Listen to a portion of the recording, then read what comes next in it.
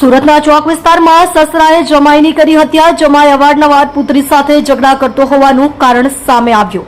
સુરતમાં સસરાએ જમાઈની કરી હત્યા અને સસરાએ ચપ્પુના ઘા ઝીંકી જમાઈની હત્યા કરી છે. જમાઈ અવારનવાર પુત્રી સાથે ઝઘડો કરતો હતો અને ચોક બજારના ફૂલવાડી વિસ્તારમાં આ હત્યાનો બનાવ બન્યો છે. ચોક બજાર પોલીસે ગુનો નોંધી તપાસ શરૂ કરી. સુરત ચોક બજાર વિસ્તારમાં હત્યાની ઘટના. સુરતના ચોક બજાર ફૂલવાડી વિસ્તારમાં હત્યાની ઘટના બની છે, જેમાં સસરાએ જમાઈને ચપ્પુના ઘા મારી હત્યા કરી છે.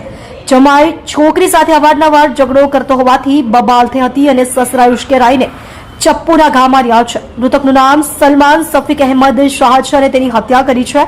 ચોક બજાર પોલીસે મૃતદેહને પીએમ માટે ખસેડ્યો છે અને પીએમ થયા બાદ મૃતદેહ પરિવારજનોને સોંપવામાં આવશે. પરિવારમાં શોકનો માહોલ છે અને હત્યારા સસરાની પોલીસે પૂછપરછ કરી છે.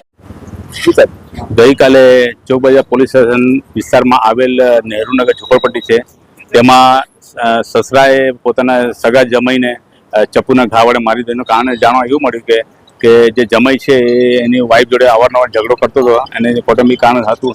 તેના લીધે સસરાએ ઉશ્કેરાઈને જઈને જમાઈને ચપ્પુથી મારી દીધું છે અને માર્યા પછી તે ફરાર થઈ ગયેલો છે. તે પછી ચોક બજાર પોલીસની અલગ અલગ ટીમો બનાવવામાં આવી છે અને મોડી રાત્રે પોલીસની ટીમ સસરાની ધરપકડ કરી છે.